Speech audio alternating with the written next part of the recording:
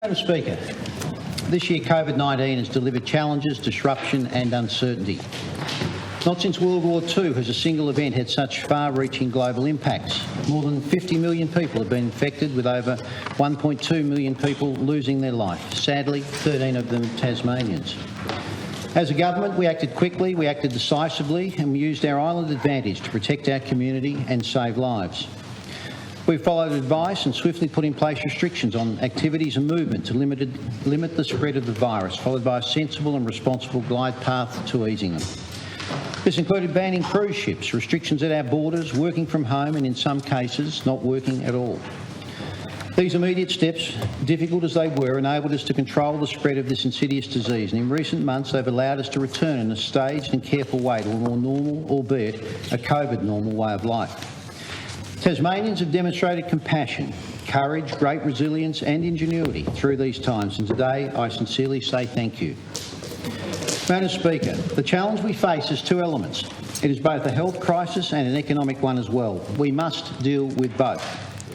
We must continue to manage the risk to our health and safety that the virus poses, as well as the significant and unprecedented impacts on our economy.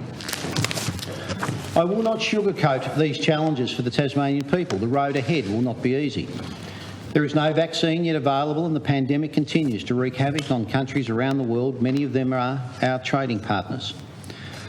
There are things we cannot control, such as volatility in international markets or how soon a vaccine may become available.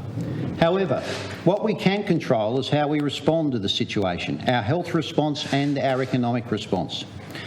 And in the face of the most deadly global pandemic the world has seen in a century, our response must be proportionate and it must be strategic. We can never tax our way to prosperity, nor can we cut our way to recovery. The way to rebuild a stronger and more resilient Tasmania is to invest heavily, to support jobs, to regain confidence and to rebuild our economy and our community. Madam Speaker, we entered the pandemic from a position of strength with one of the strongest economies in the nation and with no net debt.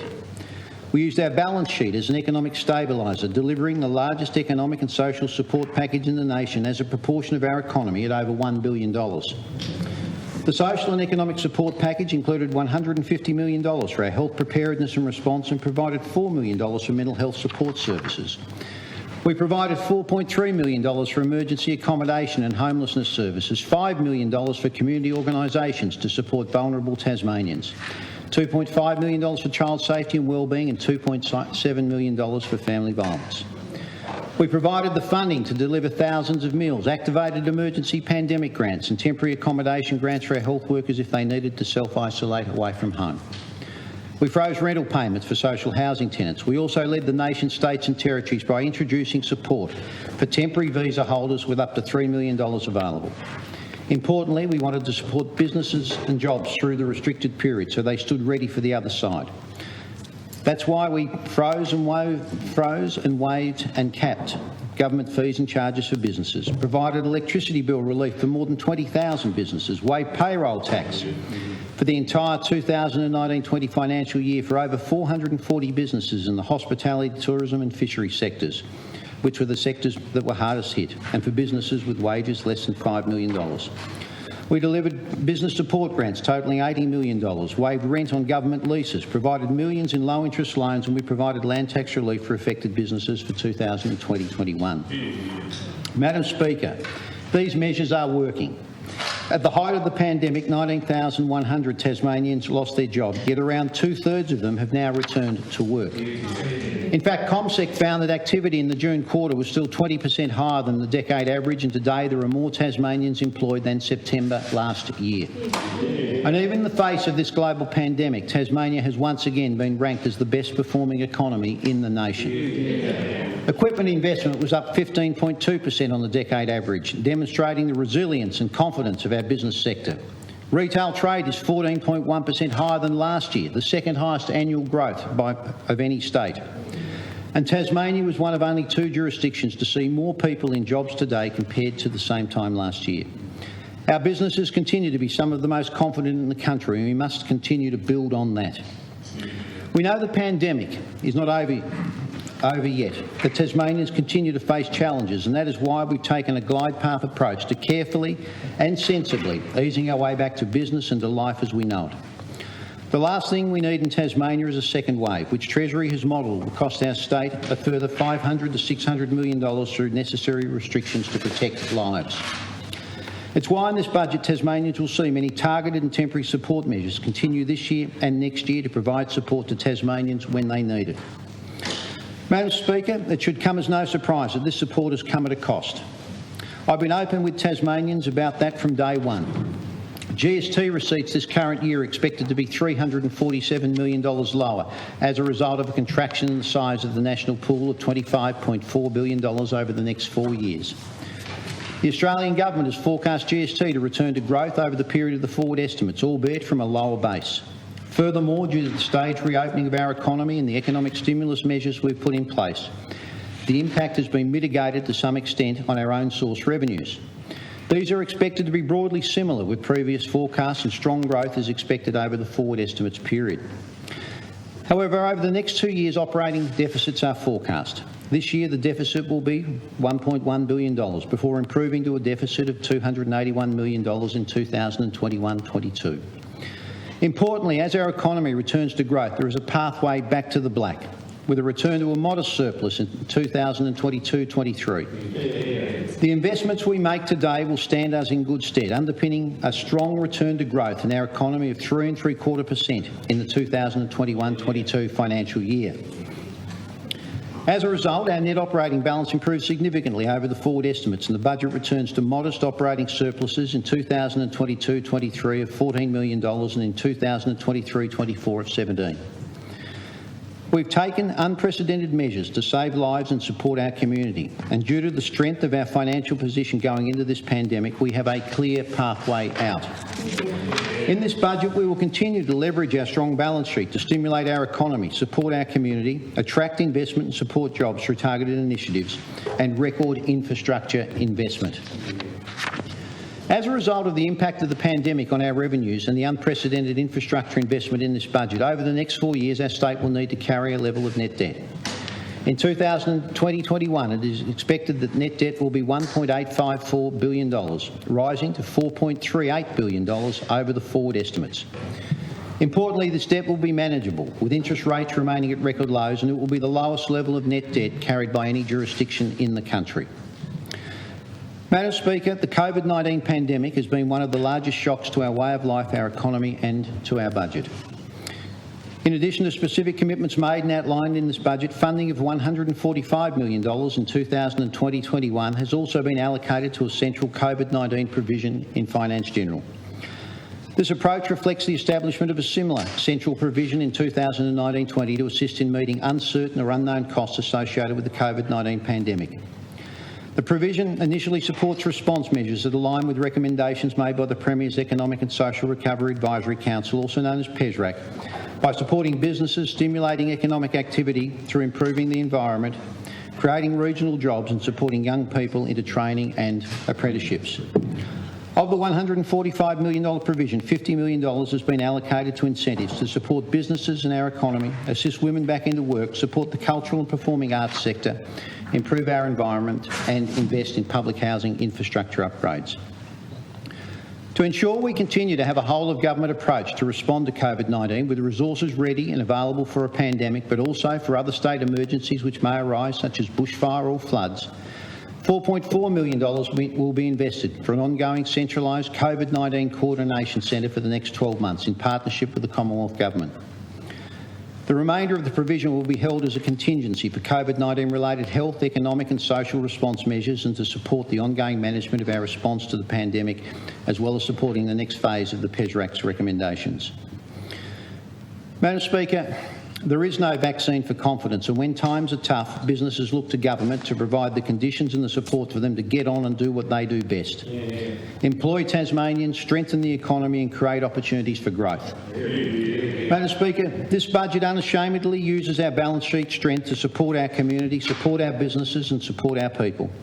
It provides the economic platform to create jobs through infrastructure and community investment, providing the certainty and confidence to rebuild Tasmania. Madam Speaker, the 2020-21 Tasmanian budget is all about jobs, confidence and community. Today I'm announcing the largest and most significant infrastructure program in the state's history. Over the next 4 years, this budget provides for nearly $5 billion of infrastructure investment to support jobs, confidence and our communities. This investment will support jobs and increase aggregate demand right across our economy. Treasury states that if our economy can start to recover sooner, that by June 2022, employment will have increased by 10,000 jobs. Furthermore, over the period of the forward estimates using commonly understood multipliers, we expect this infrastructure package will support around 6,000 jobs annually and a total of around 25,000 jobs over the 4 years. We will build the intergenerational infrastructure communities need. We are backing Tasmanian businesses, supporting their recovery and growth and making it easier for them to employ. We're investing even more into education and skills to ensure more Tasmanians have the ability to grasp the opportunities and lead a more fulfilling life. We're investing more into housing, health, essential services around the state, as well as investments in programs and resources to keep our communities safe. We're future-proofing our industries and investing to protect the Tasmanian way of life.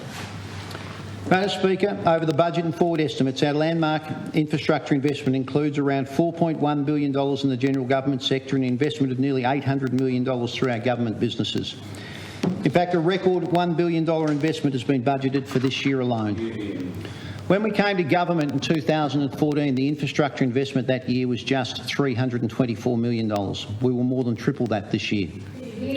Our infrastructure program invests a record $2.4 billion in better roads and bridges. This includes almost $1 billion over the next 2 years for safer roads and bridge infrastructure around our state, helping to safely connect Tasmanian families at a time when we need to reconnect more than ever. This includes intergenerational assets like the Sorrel and Midway Point causeways, the new Bridgewater Bridge and the Midland, West Tamar and Bass Highway upgrades.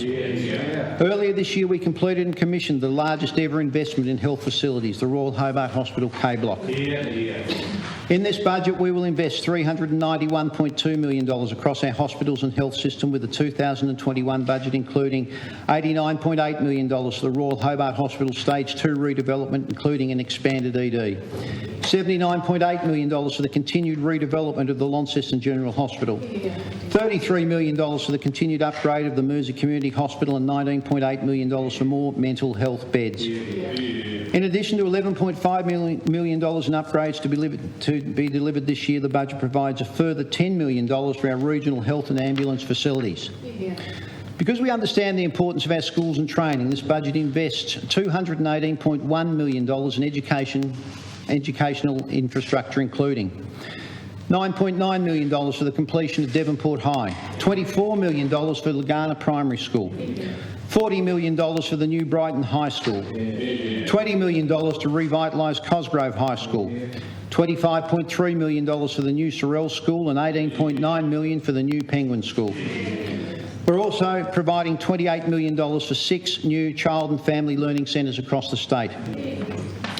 Madam Speaker, Tasmania is an island and ensuring freight efficiency to market is essential. To get our freight to market to support our trade industries, we're investing $208.8 million into Tasrail to deliver Tranche 2 and Tranche 3 of the rail revitalisation program over 4 years. And we will invest just over $5 million into Tasrail to support our forestry industry to transport our southern timbers to market more efficiently. There is $160 million for Taswater to continue accelerating its infrastructure pipeline around the state and support to enable the decommissioning of Taswater's Macquarie Point wastewater treatment plant. The budget also includes $218.4 million in 2022-23 as part of our commitment to replace the TT line vessels. We'll have more to say once the task force has completed its work early next year about the opportunity to maximise Tasmanian jobs from this significant investment. We will also deliver better justice facilities as part of our infrastructure spend, with $111.1 million for the new Northern Regional Prison, $14.4 million for the Burnie Court Complex, $79.9 million for the Southern Remand Centre and $9.3 million to support upgrades for the shared facilities at Risdon Prison. And when it comes to our ICT infrastructure, for too long we've been expecting 21st century services from 20th century technology. This budget sets it right with $135.4 million in ICT investment to support better government services, This includes $57 million for the whole of government digital transformation expenditure program, $46.1 million for the Department of Police, Fire and Emergency Management's Project Unify to upgrade ageing ICT systems that support policing operations, $21.6 million for a new human resources information system in the Department of Health, $4 million for critical IT network upgrades in TAF, and $3.2 million over 4 years for the student systems renewal, including case management system in the Department of Education. Madam Speaker, this government knows our businesses are the engine room of our economy and that they will lead our recovery. National surveys consistently report that we have some of the most confident businesses in the nation, as well as strong business conditions compared to other jurisdictions. But we know there is more to do. As a government, we recognise the valuable investment business makes in training the next generation of Tasmanian workers, and we want to ensure businesses are confident and prepared to take on more apprentices, trainees and young people. To ensure our businesses are incentivised to hire, we'll extend our successful payroll tax rebate scheme and small business grant schemes for a further 12 months until the 30th of June 2022, and we will broaden these schemes to all industries. This will be an investment of more than $22 million to significantly boost jobs for apprentices, trainees and youth employees. Combined with Australian government support such as the Boosting Apprenticeships wage subsidy, it means that there has never been a better time to hire an apprentice or a trainee. We will also extend the payroll tax rebate for all youth employees for a further 18 months from the end of this year to the 30th of June 2022. These schemes are already supporting nearly 4,000 apprentices, trainees and young people, and we expect these initiatives to support an additional 4,000 new full-time jobs for apprentices, trainees and youth employees. Legislation will be introduced into Parliament today so that these incentives can commence from the 1st of January next year. Not only will these initiatives help young people get their foot in the door, and for many it will be an opportunity for a first job, but it will also help our businesses with a ready supply of skilled young people for the future. Madam Speaker, we also want to make it easier for business to do business. That is why we'll continue with our deregulation agenda to remove unnecessary red tape. We know that in these uncertain times, certainty in regulation is paramount to attract and accelerate investment. We've recently passed our major projects legislation introducing contemporary planning laws providing clarity and certainty for investors. And we're now implementing phases 1 and 2 of our regulatory reform, sending a clear message that Tasmania is a state that is open for business. We also know that government services interfacing with the development community can be improved to help them to get to market sooner. That's why we're investing $3.4 million over 4 years to increase Land Titles Office and Crown Land's resourcing to enable faster release of titles to market, as well as $2.4 million over 4 years to support regulatory approvals and permit processes. To assist our peak industry bodies, a $500,000 support fund has been created this year to help them support the businesses they represent as our economy and community rebuild. There is also $1 million to establish a new not-for-profit tourism and hospitality RTO to ensure that as we emerge from COVID-19 we have the skilled and trained workforce necessary to ensure our world-class attractions are fully complemented by world-class service. This comes on top of the $1 million to support business access to mental health supports and $200,000 to support our tourism and hospitality businesses with financial counselling, including in rural areas. Furthermore, the COVID-19 provision will provide $10 million for a building project support program to bring forward community or commercial shovel-ready projects that will help stimulate the Tasmanian construction sector and support jobs. The program will be delivered through a single competitive grant funding round and will provide funding of up to 25% of the construction cost of the project for projects over $2 million, up to a maximum of $1 million. Projects will need to have achieved planning approval if necessary, be able to start construction within 3 months and be expected to demonstrate positive community benefits as well as broad economic or social benefits. Madam Speaker, the cultural and creative industries, including the performing arts and theatre sectors, have been amongst the hardest hit by the COVID-19 pandemic. And that is why the Tasmanian Government has put the cultural and creative sector high on our priority list in terms of support during the pandemic. This was reflected in the very early action we took with the substantial stimulus measures announced, including new funding of $1.5 million for a comprehensive support package to assist artists to develop partnerships across the arts and screen sectors, and more than $2 million in funding brought forward to extend the contracts of 19 Tasmanian arts organisations and fast-tracking final payments for funded artists and art organisations to improve immediate cash flow and allow for planning into 2021. We've recently announced the major events framework and the summer social package to provide certainty for the arts and cultural sector as we head into summer. However, we know we need to do more to assist the sector, especially in our regional areas, to assist them to bounce back. That's why we're providing $500,000 over 2 years to support screen production investment and $1 million over 2 years to implement the Community Arts and Cultural Development Program.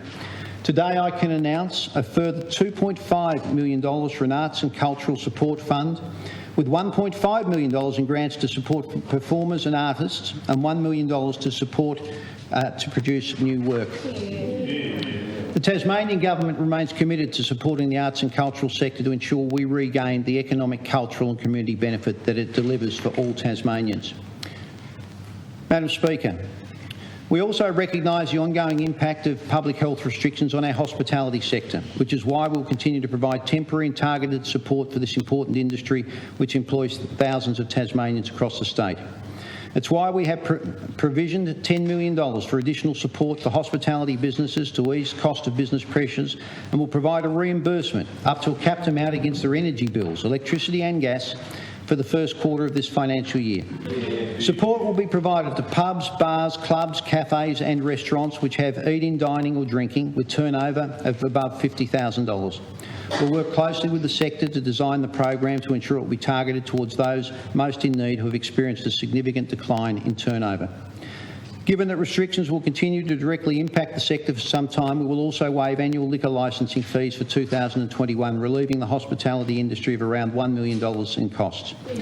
It's measures like these across our important industries that will help our community return our economy to growth and support more jobs for Tasmanians.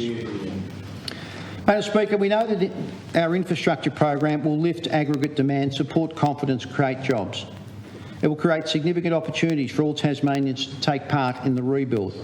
To give Tasmanians the best opportunity to have the skills they need for the work ahead, we're investing more into skills and training, into TAFE and schools, and helping Tasmanians to gain new skills for future-ready jobs.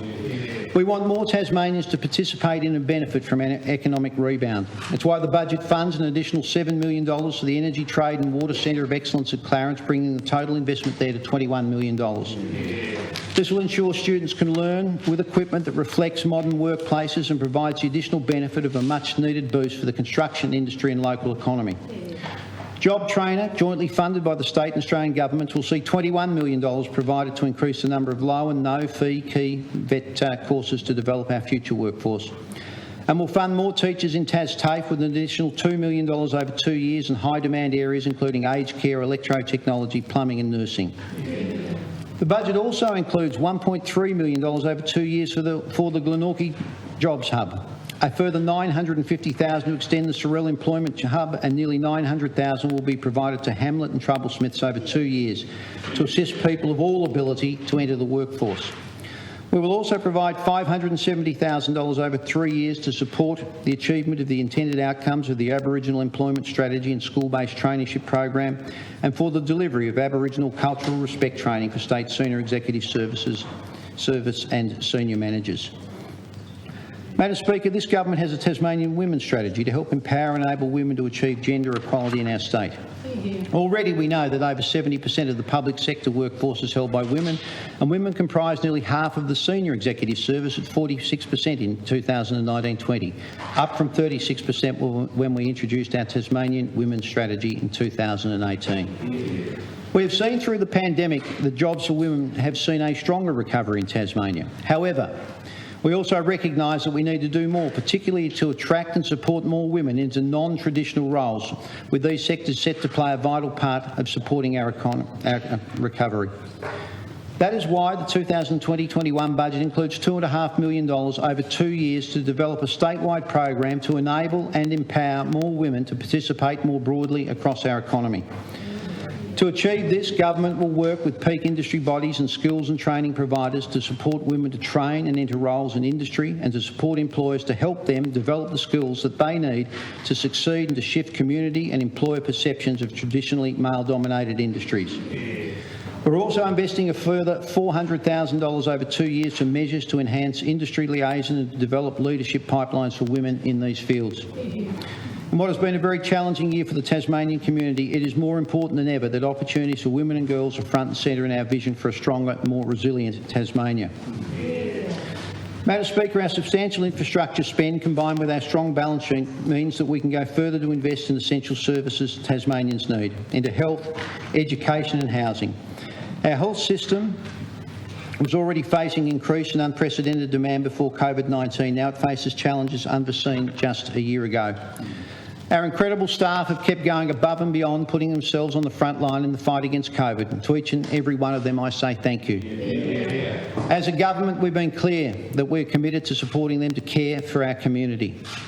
That is why this budget includes $9.8 billion of health spending over the next 4 years. Unprecedented resourcing for our system that is recruiting, record staffing, opening beds and investing in the facilities our staff and patients deserve. This is $1.7 billion more than last year's budget, a 21% increase in operational expenditure, which is on top of the $391 million capital program being delivered across Tasmania. It is a boost to our funding base that will help meet demand in our hospitals and underpin improved health outcomes. We're also injecting $45 million into elective surgery, taking our additional investment to $60 million in elective surgery. This funding will provide an estimated 8,500 additional surgeries over the next 18 months, above and beyond what was already due to be delivered. The government and the THS are committed to meeting demand, with $50.2 million over the next 2 years to support staff and beds in our major hospitals, and this is in addition to the $299 million over 4 years to continue the rollout of our commitment for 250 new beds at the Royal Hobart Hospital. We have a strong track record investing in health, employing, since we came to government, an additional 1,500 health professionals, including 252 full-time equivalent doctors and 876 full-time equivalent nurses, on top of an ongoing investment into our regional and rural health facilities, including ambulance stations, transport and other infrastructure. However, when it comes to health, this government recognises there's always more that needs to be done. COVID-19 has also taught us the need to not only look after our physical health but also our mental health, as many people experience personal and financial hardship and have had to keep away from loved ones and friends to keep them safe. For too long, the mental health system, especially for our young people, has required reform and integration to deliver better outcomes. Pleased to confirm that more than $8.1 million is provided over 2 years to implement Phase 1 of the Child and Adolescent Mental Health Services Review recommendations and continue the Tasmanian Mental Health Reform Program initiatives. In addition, $4.9 million will be provided over 2 years to implement the reform agenda for the alcohol and drug sector in Tasmania. These are essential investments designed to deliver better mental health and care for Tasmanians. Madam Speaker, we believe that a good education is a passport to a better life. In addition to the $204 million for new and refurbished schools, including $28 million for the 6 new child and family learning centres, we will continue to deliver our plan for better educational attainment rates and outcomes. This includes ongoing investment into our Year 7 to 12 implementation plan and more teachers and support staff. Since coming to government in 2014, attainment levels to Year 12 have increased, and we've delivered 269 additional teachers and 250 more teacher assistants. And as part of our 6-year plan for education over the next 4 years, we will hire a further 199 teachers and 80 more teacher assistants. This budget also extends funding of $14 million over 4 years to support low-income Tasmanians with school levies and charges, and we're providing $150,000 to deliver the Hobart City Schools Master Plan and $1.1 million for our state libraries. We believe that every Tasmanian child deserves the right to a first-class education. We'll continue to make the investments necessary to build a better education system for better education outcomes in our state. It's why we are increasing our record investment in Tasmanian education to $7.5 billion over 4 years. This government believes every Tasmanian deserves the basic right to a roof over their head, Madam Speaker. That is why we're investing record amounts to deliver new housing and homelessness services for Tasmanians in need, including over $300 million in this budget. This includes the $100 million investment announced as part of our construction blitz, which will build up to 1,000 new homes over 3 years, with an expression of interest currently underway. This budget also includes an investment of $16.8 million to continue the Safe Space program as a 24/7 wraparound service in Burnie, Launceston and Hobart. This investment will allow the program to run through to June 2022, with over $6 million of this funding to deliver general health and mental health supports to people experiencing homelessness. This budget also continues the rollout of the government's second Affordable Housing Action Plan and other housing projects, which will see more than $10 million for a new Hobart youth foyer, including operating costs, more than $22 million for new supported accommodation facilities around Hobart, the delivery of the Huntingfield Land Release Project subdivision that will provide around 470 residential lots, almost $5 million for a new Launceston Youth at Risk Centre, including the operating costs. $4 million to expand the Magnolia House Women's Shelter, $5 million to expand Thine House and transition it into a youth foyer model, more than $10 million for a new Burnie Youth Foyer, including operating costs, and $2 million to deliver the Northwest Men's Shelter. The budget will also continue to deliver on the program of works through funding made available by the agreement to waive the state's housing-related debt to the Commonwealth. This program expects to assist a further 400 households into suitable accommodation through to June 2023, including the delivery of 300 new social housing dwellings, co-funding the purchase of the Balmoral Motor Inn for long-term supported accommodation, remodelling of the Windsor Court Unit Complex and other initiatives.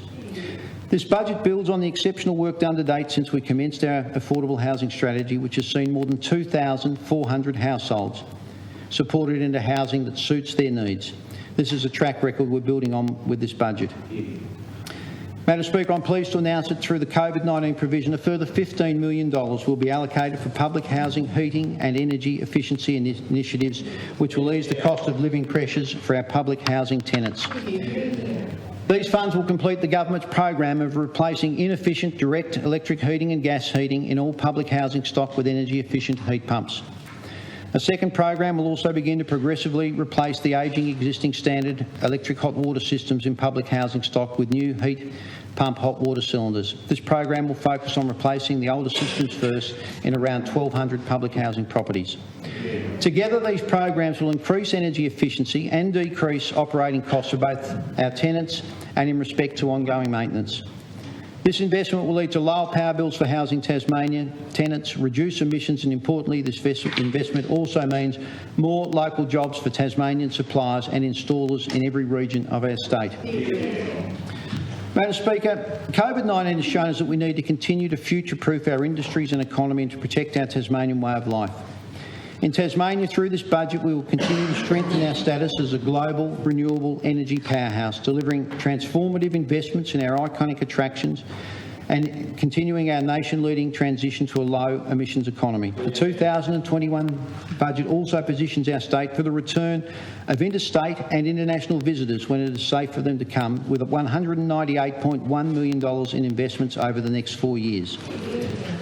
To ensure our iconic destinations are world-class, sustainable and protected, it includes more than $68 million for the Cradle Mountain Experience and $19.4 million for Tasmania's next iconic walk in the Tyndall Ranges. These investments will not only ensure Tasmania continues to retain its reputation as one of the most extraordinary places to visit in the world, but they will create jobs and provide additional economic stimulus across our northwest and west coast communities.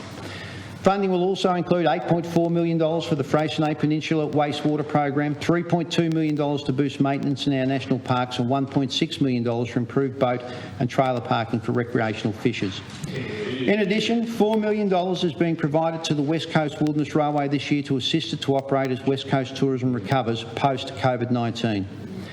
Madam Speaker, as we welcome back visitors from low-risk jurisdictions, including international flights from New Zealand in 2021, we will invest $10 million as part of a $17.5 million upgrade to meet the requirements for an international terminal. We will invest $5 million towards an $11 million upgrade of Launceston's airport infrastructure. These upgrades will provide the space and facilities to ensure we adapt to operate through a COVID environment. The government will continue to safeguard our primary industries, our trade sector, and position Tasmania for exponential growth as a global renewable powerhouse, generating billions in investment and thousands of jobs. We've already introduced a bill to legislate our target to generate 200% of our current renewable electricity needs by 2040. The government has already committed to a $50 million Tasmanian renewable hydrogen industry development funding program representing grants, concessional loans and support services, and $16 million has been allocated in this budget period to ensure that Tasmania is well placed to take advantage of and become Australia's renewable hydrogen epicentre. Furthermore, the budget includes $3.8 million over 4 years to support the delivery of Project Marinus, Battery of the Nation, Renewable Hydrogen, the Tasmanian Renewable Energy Action Plan and a Renewable Energy Coordination Framework. As the world transitions to a low emissions economy, it is clear that Tasmania has the clean, reliable and affordable energy that Australia needs. We've already achieved our target of net zero emissions by 2050 4 years in a row, and because of this success, the budget includes $300,000 to review our Climate Change Act and emissions reduction target with a view to strengthening our legislation and taking a more ambitious approach. To reduce emissions further, we will implement an online meeting preference policy to reduce unnecessary air travel, saving time, costs and emissions across the state service. Madam Speaker, furthermore, I'm pleased to announce today that the government will set a target to transition its vehicle fleet to 100% electric vehicles by 2030. We've already made significant progress to support electric vehicle uptake, including delivering a statewide charging network and increasing the number of electric vehicles in our fleet. The ministerial fleet will also transition to include 4 hybrid vehicles over the next 2 years, and I'm pleased to note that we will receive the first of these by the end of the year. Madam Speaker, the 2020-21 budget allocates $2.3 million over 3 years to progress our transition, and our target will be underpinned by a Tasmanian Government 100% electric vehicle zero emission strategy, which will also include interim actions to improve efficiencies as we transition. Metro Tasmania will also be tasked to trial zero emissions buses in Tasmania, electric or hydrogen, with both a northern and southern trial underway within the next 2 years, with any additional resources required allocated in the coming budget next year.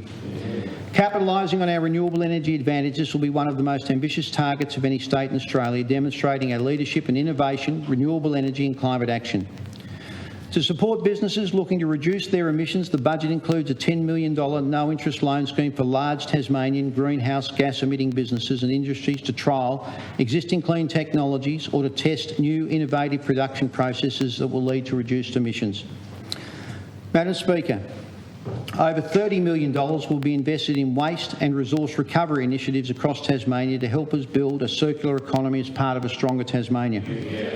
The 2021 budget delivers on our commitment to our Waste Action Plan and Container Refund Deposit Scheme, with $9.5 million allocated, and legislation for both will be introduced in the new year. The government will also progress the introduction of a statewide levy on waste disposed at landfill. The levy will fund future waste minimisation, reuse and recycling initiatives with the resource recovery sector to increase recycling and generate more jobs for Tasmanians starting in 2021. In this budget, the Tasmanian Government will provide up to $5.5 million in grants that will be matched dollar for dollar by the Australian Government and recycling businesses to invest at least $16.5 million in new commercial recycling opportunities that create long-term sustainable jobs in Tasmania. In addition, the 2020-21 budget also includes $10 million to co-invest with the existing waste management sector in Tasmania to build the infrastructure needed to collect and sort recyclable waste. These initiatives will enable Tasmania's emerging recycling industry to plan for and invest in critical infrastructure, address key waste streams and to plan for market development in Tasmania, helping to rebuild a stronger Tasmania. Madam Speaker, our agricultural sector and produce is world-class. Ensuring that our farmers continue to have reliable access to water and to keep growing, $168.7 million has been included for tranches 2 and 3 of our irrigation projects, including $15 million to prioritise the DON scheme over the next 2 years. We have our Tasmanian trade strategy, and we'll bolster this with $2.7 million over 2 years to ensure our produce remains at the forefront of menus worldwide. Our agricultural workforce resilience package of $1.9 million will continue to attract and retain workers and position agricultural businesses to adapt and respond to the pandemic. We will further support Tasmanian agriculture with targeted actions including industry support and a further $3 million over 5 years towards the Tasmanian Institute of Agriculture and $7 million over 2 years to modernise our Crown and Tier research farms. To protect our industry at the borders, $10.5 million has been provided over 4 years for biosecurity, and $4.6 million has been provided for the Weeds Action Fund to allow farmers, Landcare and other community organisations to tackle weeds that impact on valuable agricultural and environmental assets. This government will also continue to support our aquaculture industry to be a $2 billion industry by 2030, with a $250,000 investment in this budget to deliver contemporary marine spatial planning to support its continued sustainable growth. Madam Speaker, we are investing in our emergency services to keep Tasmanians safe, whether it is the battle against crime or bushfire, flood or pandemic. Our emergency services are there for us, and we know we need to keep acting decisively to meet the challenges before us. We are investing in an additional 92 police to provide community safety over the next 4 years. This includes 72 to meet our commitment of 125 additional police officers and an additional 20 to allow for an expanded full-time special operations group that is vital to responding to security and safety threats. We're also providing additional funding of $2.5 million to complete the large vessel replacement program, further strengthening the security of our borders, our marine resources and our marine safety. This budget also includes investment of $7 million to refurbish and upgrade the Launceston Police Station and $13.2 million for police housing around the state. We will also deliver a new Tasmanian Government radio network with funding of $120.9 million over 4 years, which will be one of the most transformative government communications projects in Tasmania's history. For the first time, this will mean government agencies and state-owned companies will be able to use a single network that is secure and scalable, increasing the speed and coordination of emergency communications in the field. Madam Speaker, in a changing climate, we know the threat of bushfires is greater. Reducing the risk of bushfires is essential to protecting Tasmanian life, property, infrastructure and our unique and beautiful natural assets. That is why the Tasmanian Government is leaving nothing to chance when it comes to investment in bushfire preparedness. We're providing $8 million over 2 years to support the State Fire Commission's activities and to improve Tasmania's ongoing capacity to respond to bushfires by developing a dedicated division within the Tasmanian Fire Service to manage the planning and response to bushfire at a whole-of-state level. The budget confirms $9.3 million to bolster our nation-lead fuel reduction service by adding 2 new burn crews in the Tasmanian Fire Service, including the allocation of nearly $300,000 to a revamped Red Hot Tips program to assist Tasmanian landholders to manage bushfire risk on their property and reduce fuel loads. In addition, we're funding $2.1 million over 4 years through to PIPWE for a bushfire winch insertion capability in remote and inaccessible areas. And Madam Speaker, we're fully funding $3.5 million for the construction of a purpose-built state operations centre so that when fires, floods or pandemics hit, our response can be scaled up or down according to the need. Madam Speaker, the Government has provided $1.7 million for state emergency services to develop its capability in community protection planning for flood and storm hazards. This will support community education and development and, importantly, further support the implementation of the Government's response to the Blake Review into the floods of June and July of 2016.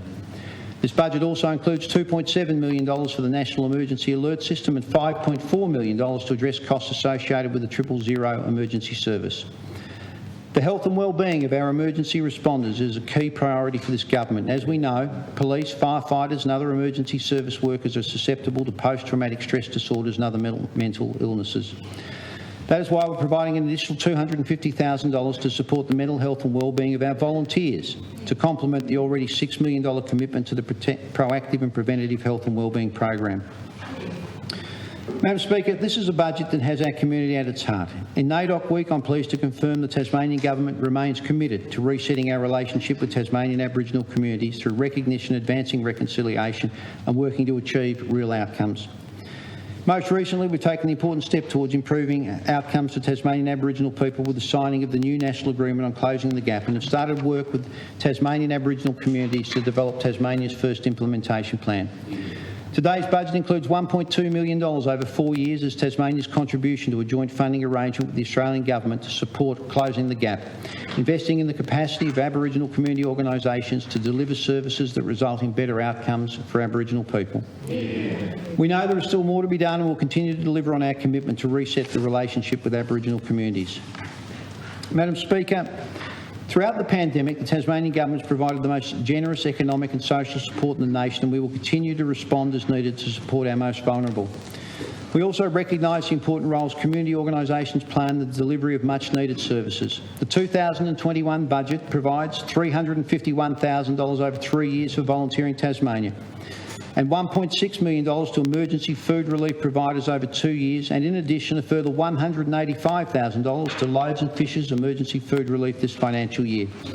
We will also be providing an additional $350,000 over 2 years for TasCosts to assist the community sector respond and adapt to COVID-19 challenges. I want to recognise these organisations and the people who work for them for the critical work they do. Thank you. We also know how important sport is to community connectedness. It is the lifeblood of our community. That's why, Madam Speaker, we are investing more than $4 million across AFL, basketball, football and cricket in Tasmania, as well as an additional $4 million for Ticket to Play to help more young Tasmanians participate in community sport.